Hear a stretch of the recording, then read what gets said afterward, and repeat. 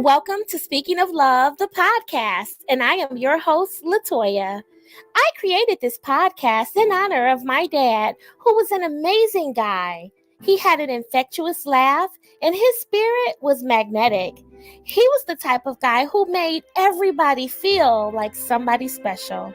If you were to place him in a crowded room of 100 people, my dad would be the smartest person in the entire room.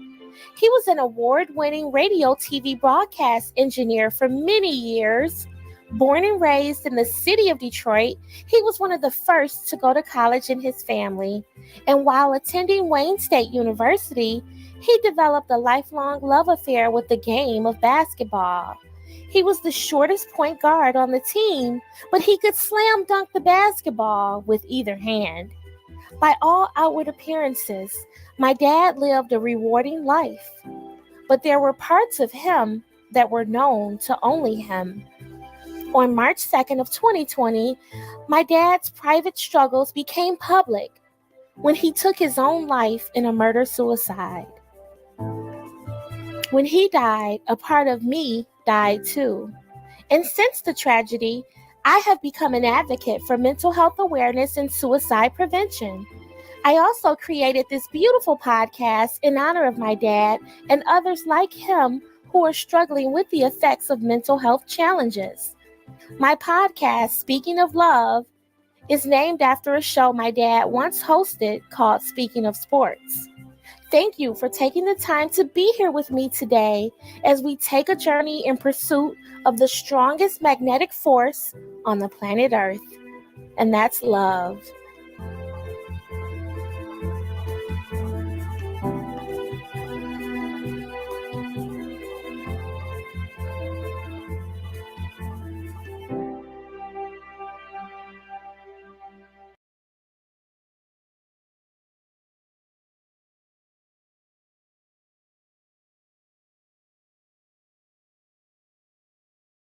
My name is Latoya Bond, and I have a podcast called Speaking of Love.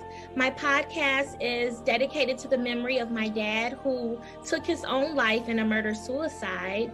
Aside from that, I am a business owner. I have a home-based business. I am also a legal professional during my 9-to-5 day. And I am a person who operates her entire life on the premise of spreading love. It's the secret to my success.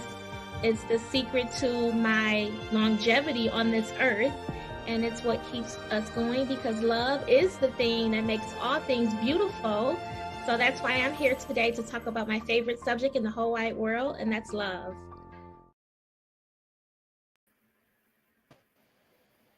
Hello, everyone. Hello. I missed you all. It's been a while since I've been on. I am here today for my 137th episode with a young man by the name of Clay Boura. This is going to be an exciting episode. I hope you all will enjoy this and stick around for the entire show today. We have an incredible lineup today. We've got some good information, some great books that I'm going to share with you all. So thank you for being here. Thank you for being a part of this sacred journey with me today.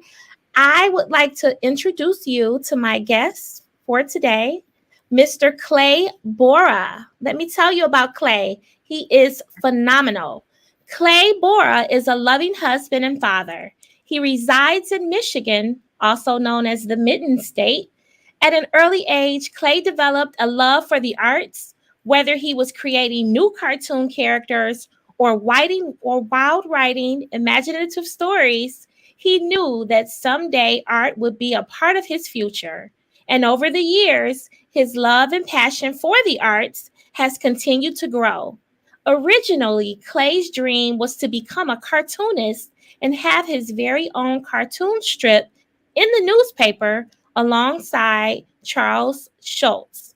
However, after becoming a father and seeing how much enjoyment his children got when he read them bedtime stories, he decided he wanted to become a children's book author and illustrator. Becoming a published author quickly became Clay's dream, and he focused all of his attention on accomplishing that dream. And through the love and support of his family, Clay was able to achieve his dream and become a self-published author. Welcome to Speaking of Love, Clay. How are you today? I'm fantastic. Thank you so much for having me. It's a pleasure to be here. It's an honor to be here. Well, thank you for being here, but I'm the one that's honored. Thank you. So, Clay, let's get right into this. I met you. I shop at Kroger. I'm always at Kroger. I think probably 80% of my income it goes to Kroger. So I walk into Kroger, and as soon as I walked in the front door, I see this beautiful big billboard behind me, and I see your name, I see your book, and you're sitting there and you're doing a book signing at Kroger. And I'm like, Yeah. oh my God, I can't believe this. So I talk to you and we get to know each other. And I just want to let you know that I respect what you're doing Oh, because thank in you. the world we live in today with technology, books are kind of getting put to the side and people are doing more e-reading. So the fact that you're promoting physical books that where you can read and touch and feel and smell, that's just tremendous to me. So you're keeping literacy alive by what you're doing. So thank you for that. No problem. Thank you. And yeah, you're right. I mean, there are so many e-readers. There's some people with their tablets and things like that. But especially like with a children's book, for me, when I sit down to read to my kids, I don't want to just hand a tablet and, sit there and read with them off my phone or something. It's especially for a young child to have something physically to touch and feel and flip the pages. And, it really makes a huge difference. So yeah, for sure. Yes. And Clay, I was so excited for you. I want to show our audience some photos that I took of you the day at Kroger because I wanted everyone to be involved in this. Like I wanted the whole community to come out and show their support for you. I was so excited. So I'm going to show the audience real quick here. Um, let's take a look and see if they can see this. Let's see.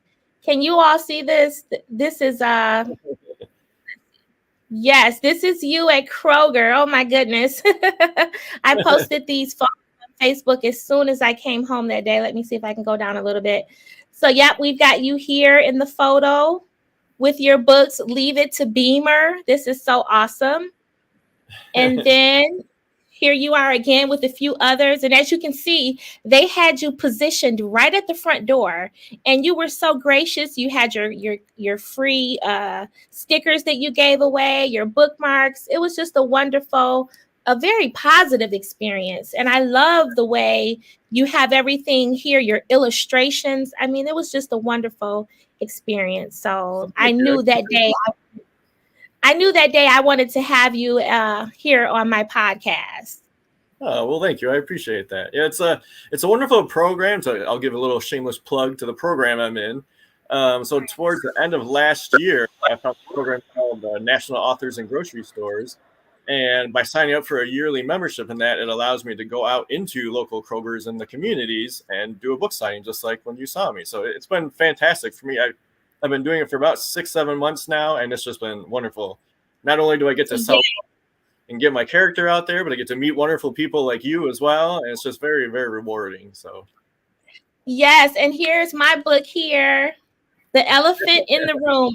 This is the one I chose to buy from you. And also, look at here. I have the autograph that you gave to me. You autographed my book.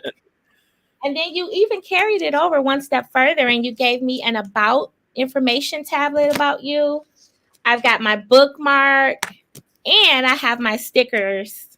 still got your sticker, eh? Yes, it was really, and I just want to say, at the beginning of this book, I was very moved by your dedication, and the dedication in your book says, "To my mother Judy, for always supporting me and encouraging me to follow my dreams." And to my father Eugene for passing on the creativity and the artistic talents to do what I love. Oh, That's thank you. amazing. That's amazing. That is amazing.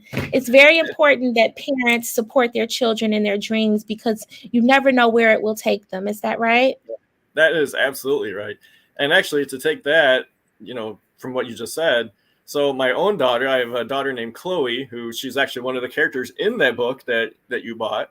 So we have lots of kids in our family. I have 3 kids myself, and I use them, my kids, my nieces and nephews, all as characters in the stories.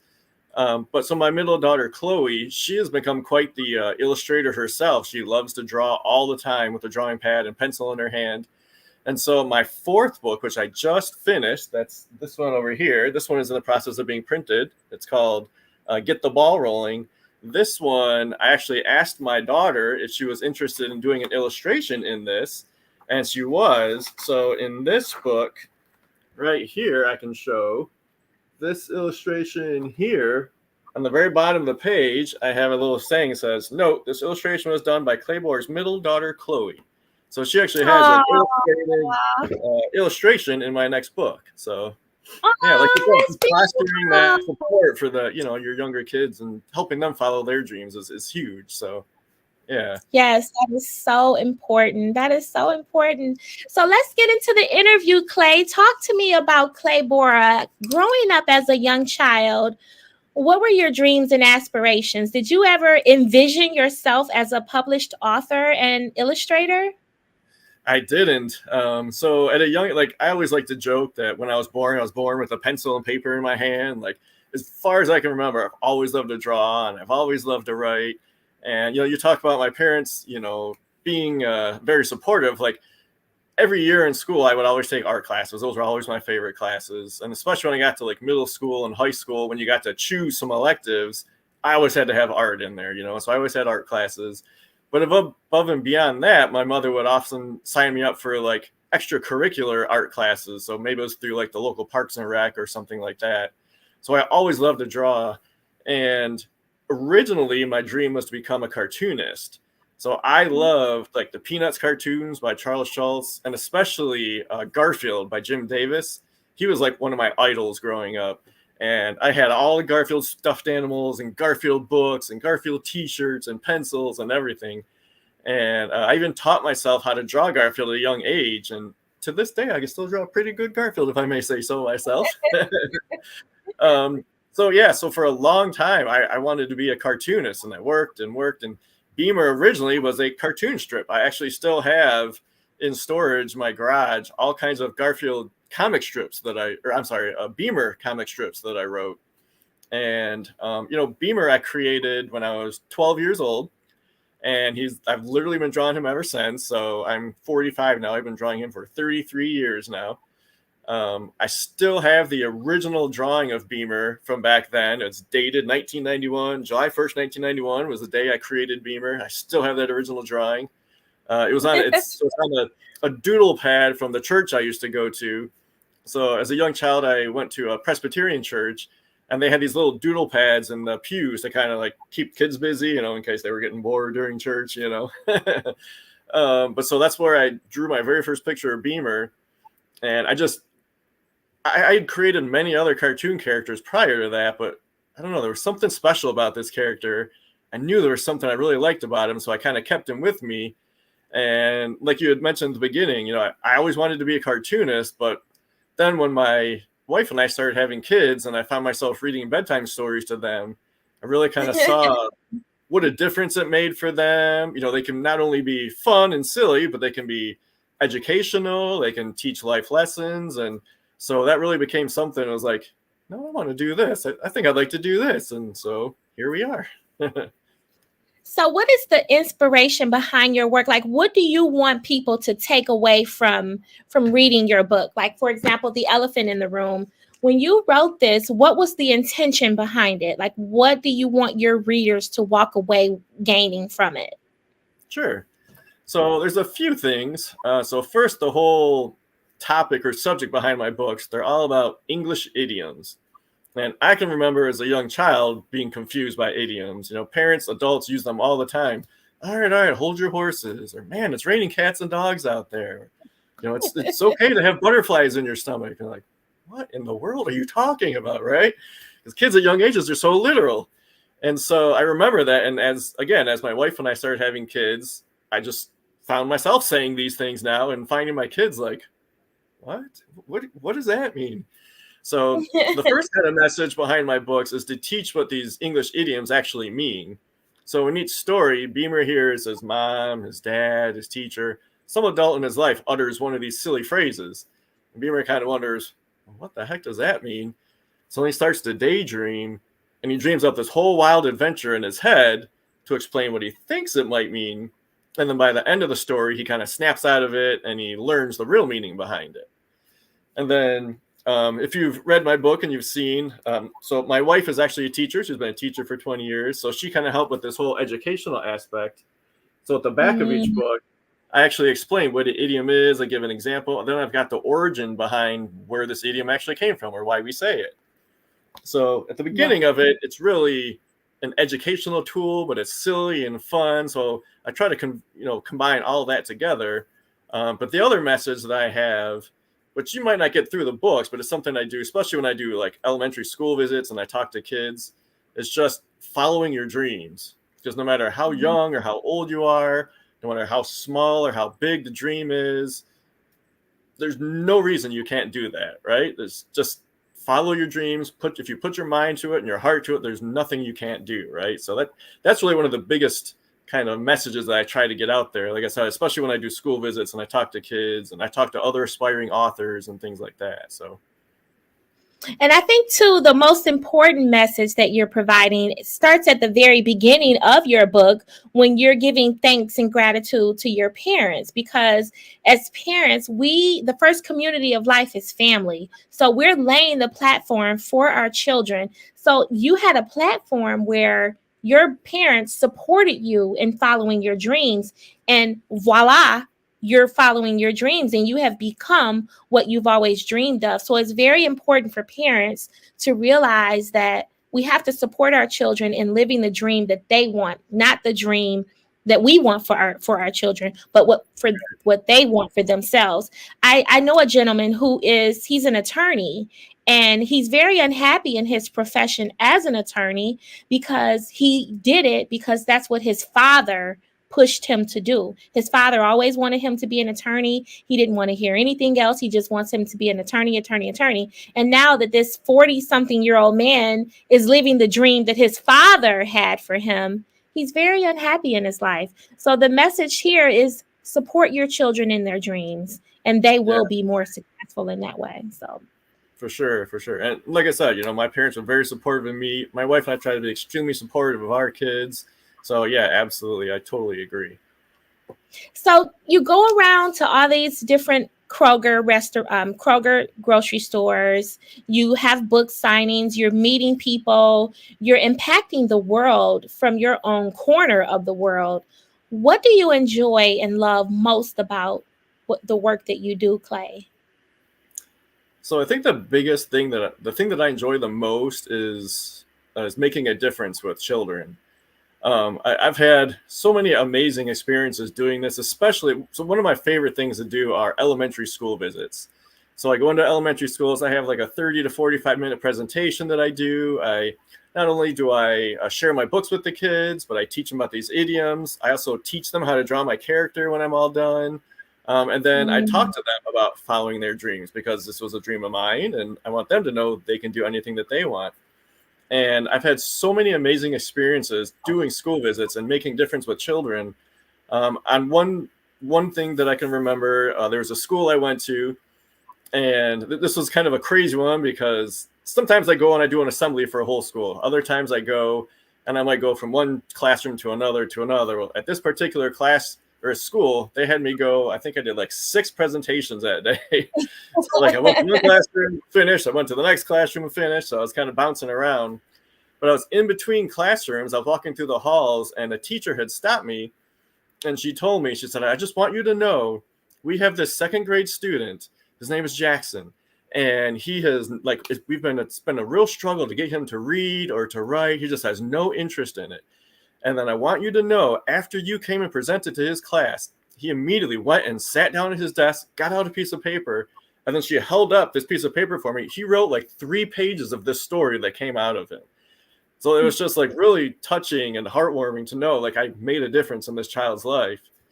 There was another time we were out at a soccer game for one of my daughters, and I was approached by some parents who had said, hey, we just want to thank you. You came and did a school visit at my daughter's school recently.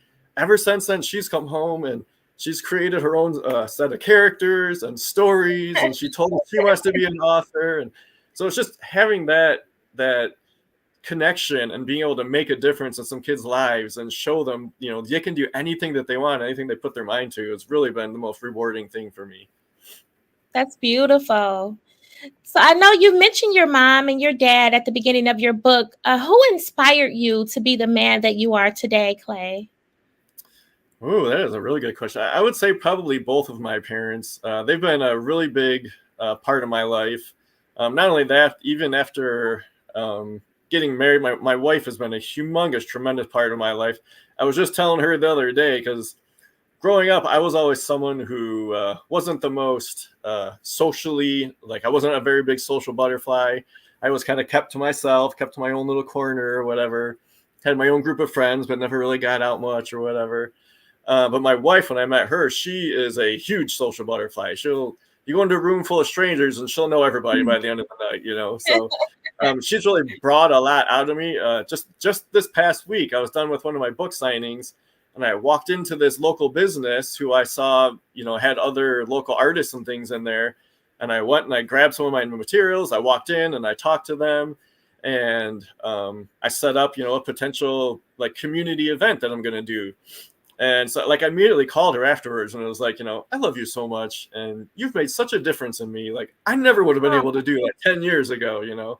So yeah, I mean, my mother, my father for just making me who I am, for supporting me, for always being there. And my wife for, helping to mold me and change me and helping me see, a bigger and brighter future and the, other things that I'm capable of doing. So. Wow, that's beautiful. And your wife happens to be the teacher of a young lady named Shannon Monet. Shannon Monet is a friend of our family. She's more like a little daughter to me. I love her to death. She was also on my podcast, Speaking of Love, and her episode was one of the most popular episodes I've had here. And when she saw your photo on my Facebook page from Kroger, she wrote to me and she goes, "Oh my God, that's my teacher's husband." And I'm like, "What?" So it's a really small world. She's a wonderful person. So your wife has done a tremendous job with helping with children. Shannon just graduated high school. We're very proud of her. So keep doing the good work. She graduated top of her class, but she was the valedictorian. So very, very proud of her. Yeah. That's beautiful. I'm so proud of Shannon. Very good. Like I said, one of my favorite things to do is school visits. So I have done a number of school visits at my wife's school. It helps to have someone in there, have that connection. But yeah, so I'm sure Shannon probably has seen my presentation that I've done for the school. So yeah, that's awesome. Small world, like you said. Yes, it is. Very much so. Very much so. I've always been a book hoarder. Actually, one of my email addresses is bookhoarder@att.net. That's my one of my email addresses. I have a ton of books. I've read so many books throughout the course of my life. And, I've just written a book. I've actually written 2 books, and then I have my own cookbook. So literature is very important, and I don't want to see it die away. And I feel like a lot of times with the society we live in today, books are just kind of taking a back seat, and I don't want that to happen. So when I walked into that Kroger that day to get goods, and I saw you sitting there, I could not believe it. I was so happy. So again, thank you for what you do. Now, I want to move the interview a little bit further. This podcast was created in honor of my dad. My dad was a radio TV broadcast engineer, and he once hosted a radio show called Speaking of Sports. So when he died, I wanted to do something to honor him. Now, I don't know much about sports, but I know all about love. So Speaking of Love, the podcast was written in honor of my dad's radio show, Speaking of Sports. So the $1 million question that I ask all of my guests who sit before me, Clay, how do you define love? Speaking of love. Oh, love. That's a very, very good question. I think love is really, it can come in so many different forms. But I think just like, there could be like I don't want to embarrass her here, but our middle daughter has her first boyfriend right now. And, they kind of throw that word around every now and then. So there's that, kind of young love or young infatuation that, just have their first relationship or whatever. But I really think love, there's so much more to it. It's especially like say for, a family member, someone that's always been there for you, always will be there for you, someone you'll always be there for, someone that you would go out of your way for and do anything for. Same with like, a spouse. Um, just having that unconditional love, that it doesn't matter what they say or what they do, knowing that they're not perfect, that they make mistakes, that you make mistakes, and just always being there for each other, being there together, working through things together. It's just a very, very powerful thing. So I love it. I love it. So, my dad took his own life in a murder suicide. I'm going to see if I can show this. Well, it's not going to show up now. But my father took his own life in a murder suicide. And so, as you all know, suicide is very prevalent. 48,000 people in the United States alone died by suicide last year. Every 11 minutes, someone dies by suicide. So, Clay, you and I have been on here for about 30 minutes now. So that means that at least 2 people in the United States have already completed suicide. It's very tragic. So my question to you, Clay, is if someone is watching this podcast right now or listening to the podcast and they're having thoughts of suicide, they don't want to be here anymore.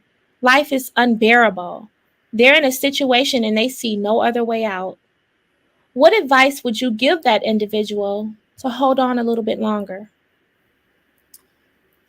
I think there's always, and I know I've never been to that point, so it's hard, I guess, to kind of maybe speak to that. And it's really easy for me to sit and say, there's always hope. There's always way. There's always somebody that's willing to help you. But I think it is true. Like, no matter how low you get, no matter how tough the world seems, no matter how much it seems things are stacked against you, there always is hope. There's always someone. You're never alone. There's always someone willing to talk to you, someone willing to help you, someone to, you speak about love and about that unconditional love, knowing that someone else isn't perfect. There's always someone in your life who's willing to come help you and be there for you. And even if it's a complete stranger, it doesn't have to be a loved one, a brother, sister, spouse. It could be a complete stranger. There's always someone, every day doing these book signings and getting out, meeting all these strangers, meeting all these different people. I see so many different people.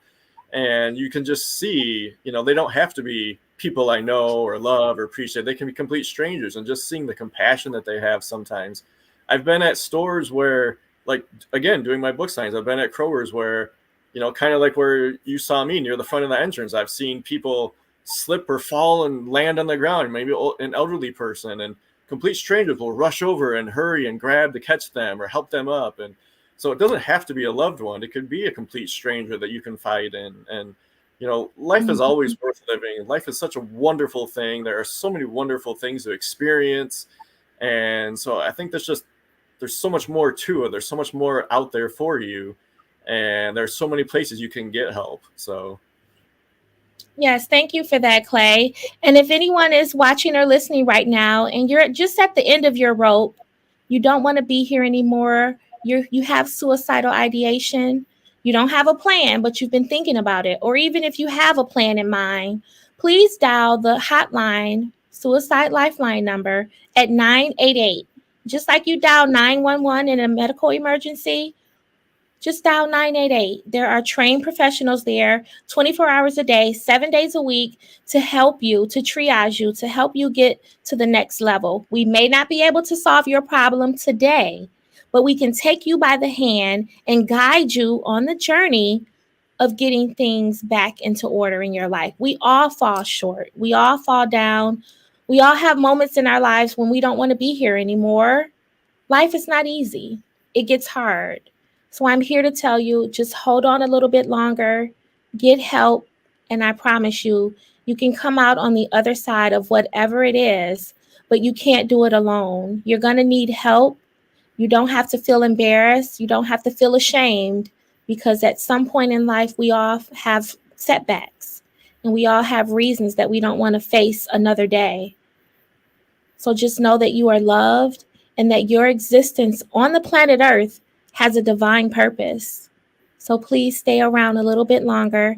Dial 988, or you can text the word help to 241-241.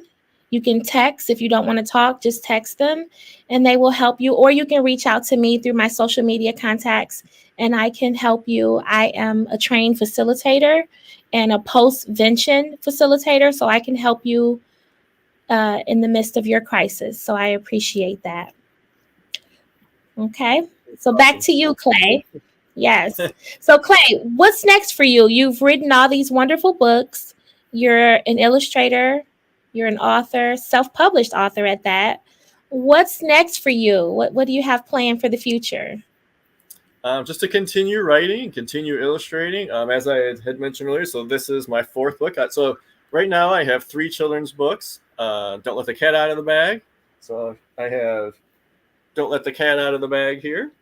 My second Uh-huh. book, Elephant in the Room, which is the one that you purchased. And then my Yes. book was The Proof is in the Pudding. And then I just Mm, finished Get the Ball Rolling. This one is in the process of being printed and published, so this will be here soon. that is So amazing. I already have the idea for my 5th book. So one thing that I will let you in on, a little secret, is I put Easter eggs in all of my books. So in every single What? one of my books, there's a little Easter egg that shows you what the next book is going to be. So for Oh, example, I didn't notice that. and if you go to my website, which is www.leaveittobeamer.com, throughout my site on various pages, you'll see little Easter eggs in random places. If you click on those, they'll take you to a hidden page. So that is also an Easter egg. And that page actually shows you all the different Easter eggs throughout all of my books. So, for example, in Don't Let the Cat Out of the Bag, there is a page where we're introduced to the evil cat Meowser in here. And if you look in the very back of this cave, there is there's a little pile of cat toys. Well, one of them is an elephant, and thus the elephant in the room, which is the title of the Oh, book. So in each one of my I love books, I do something like this to tell you what the next book is going to be. So I'm always thinking clever. ahead, moving on to the next one. I also have other, so I always put my family and I in the book as like some kind of hidden, maybe we're in a picture frame, maybe we're certain characters or whatever. So that's another Easter egg in my books. I also like to throw little things in there. Like I'm a big reader, like you talked about, literacy is very important. So sometimes I'll put little Easter eggs as like little hints to nods to other books that I've written or I've read over the years. But yeah, so with my books being about these English idioms, as you can imagine, there are so many of them in our language, and we constantly say them all the time. My wife actually bought me a book. It's 600 English idioms and their meanings. So I mean, 600 book ideas right there, right? Have fun with that one. Right. Wow, So yeah, that's so beautiful. just continuing to write, continuing to illustrate, continuing to make more books, reaching more kids, doing more school visits, and just seeing where this journey takes me. So, where's your next book signing, Clay? Let us know so we can come and support you. Sure. So again, the program I'm in is called National Authors and Grocery Stores. If you go to my website, again, leaveittobeamer.com, I have a separate page on there that says Authors and Grocery Stores. And I actually post my schedule on there for where I'm going to be next. So next week, I will be at a store in Harper Woods. And then I think the week after that, I will be at a store on Gratiot in Roseville. And so if you go to my Ooh. website, I'm constantly just kind of moving around. I do store. This past week, I just finished doing a store up in Port Huron. I did quite well there. And I just kind of travel around. I'm in Richmond one week, in Algonac, Clinton Township, Harrison Town, just wherever. I try to go and put like a 30 to 35-minute radius of where I live. Mhm. So that's kind of what I try to do. Wow, that is so wonderful. Wow. And I have his website here on the screen. If you can see it, it's www.leaveittobeamer.com. Leaveittobeamer.com. Clay, is there anything else you'd like to share with my audience before we conclude the interview? I guess just check out my website. I've got all kinds of fun stuff on there for all the kids out there. I have a YouTube channel with all kinds of YouTube videos. I have videos of me reading my books. I have a video of teaching how to draw my character.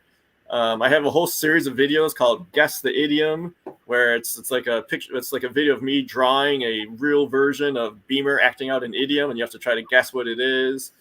So just lots of fun stuff there. On my website, I have coloring pages. I've got coloring books and T-shirts and all kinds of other fun stuff you can check out. And then, yeah, just look out for my next book. If anyone out there is interested in getting their hands on Get the Ball Rolling, you can actually go to my website and pre-order now. So you can pre-order, and once they come in, then I'll ship it off to you. So, yeah. Oh, that's so good. I'm so happy for you, Clay. I just want to take a minute to say thank you for answering the call. Thank you for responding to my email. Thank you for signing my book. Thank you for giving me this opportunity to have you here on my platform. You know, you bring a lot of joy into children's lives, and I admire and respect people like you who have dedicated their lives to enhancing the lives of other people. So you are amazing. Thank you for giving me this opportunity. Yeah. Yes. When I saw you sitting there, I knew I had to come over and you know, like you said, your wife is a social butterfly. I am too. So when I saw you sitting there, I'm like, oh, I got to talk to him. Well, I'm glad you did. I definitely appreciate it. Yes. I have one more question for you, Clay, before I let you go. Sure. When the pages of your life are reviewed and your mission here on the planet Earth is complete, what do you most want to be remembered for? What legacy are you leaving behind? I would love to be remembered for and leave a legacy of just making a difference in others, helping others see that they can do anything that they want, that they can follow their dreams, that anything is possible, and just, you know, making a difference in someone, even if it's just one person's life, two people's life, just making a difference in someone else's life to make their world brighter and happier and fun, you know, more fun. So. Wow. If we can reach just one person, then our work is not in vain. You know, a lot of people who are on social media, they focus so much on the numbers. Oh, I don't have but 5 or 6 followers. There were only 3 viewers today. But what people have to realize is that it doesn't take much to make a big impact. All you need is one person, one life. Right. My voice could save the life of one person, then my mission has been fulfilled. Exactly. Yep. So thank you for being here, Clay. I bow to your excellence. I'm bowing here. You are amazing. You so keep doing what you're doing. Keep making the world a better place, because it starts with children from kindergarten to 3rd grade. You learn to read. And from 3rd grade and beyond, you read to learn. So what you're doing is, yes, it's very, very critical for the literacy portion. You know, I work in the city of Detroit, and I deal with a lot of adults who are not able to read legal contracts, and they're signing these contracts. They're signing papers that are binding and could truly have a tremendous impact on their life if they don't read the fine print. So I find that I'm reading to people in their 60s and 50s and 40-year-olds who are signing papers that don't understand what they're signing. So my role, my position is to make sure that I explain to them what you just signed, because literacy is a deficit, especially in my community. So thank you for what you do. No problem. No problem. Yep. It is a pleasure and a joy. So before we go, I do have some people tuning in on social media. I'm going to read some of the comments. This is my fiance, Keith Carter Jr. He says, "Keep inspiring, Clay." He's rooting for you. Thank you. And then we have my beautiful sister, Keisha. She says, "You're so phenomenal, sister." Thank you, sister. I'm just a mirror. You are the one who is phenomenal. You're the phenomenal one. Shannon Monet is watching. Hi, Shannon. Hi. She says this was a beautiful interview. And then I know she wrote something about your wife here. Let me go up a little bit. 1 second. Oh, she said that your wife, being her teacher, made an amazing impact in her life. That's beautiful. I will definitely tell her when she gets home. Okay. And then Shannon also says, "It was an amazing presentation, and that's how I remembered him. It was truly inspiring." Oh, well, thank you. We have another message from Keith. Continue to inspire children and others to read. Thank you for placing your books in this world to help the children. Oh, well, thank you very much. I appreciate that. Yes. Well, thank you all so much for being a part of this podcast. This was my 137th episode of Speaking of Love, the podcast. As you all know, I don't stream every Saturday like I used to. Life has gotten just very busy, especially with my baking business. It's growing. So I'm quite busy. I'm in the kitchen a lot lately. So I'm only doing Speaking of Love, the podcast on a monthly basis now. So it's a monthly podcast. So thank you for being here today. I will be back in 1 month for another episode of Speaking of Love. If you'd like to get connected with Clay, go to his website, Leave It to Beamer. Thank you all so much for being here and have a beautiful day, everyone. Bye-bye. Thank you. Thank you.